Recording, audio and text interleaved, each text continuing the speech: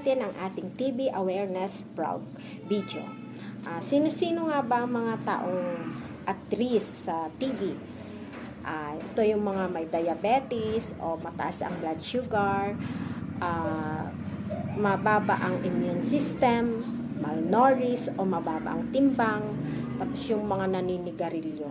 Kadalasan, hindi nila alam o hindi natin alam na may TB na pala tayo. Kasi mild lang yung symptoms, sakala lang natin may ubo tayo. Pero pag 2 weeks nang inuubo, lalo na kung hindi naman asthmatic, dapat magpa-check up na, magpa-sputum test na para malaman kung may TB ka o wala, o kaya magpa-x-ray. Huwag nang hintayin pang lumala yung sakit, lalo na sa TB kasi ito ay nakakahawa. Kasi libre naman ang gamot, di ba? Dapat magpa-sputum test na o kaya magpa-x-ray. Pumunta sa pinakamalapit na doktor o sa inyong RHU o health center. Kasi huwag nang hintayin na yung ubo nyo may kasama ng dugo kasi masyado nang malalay yun.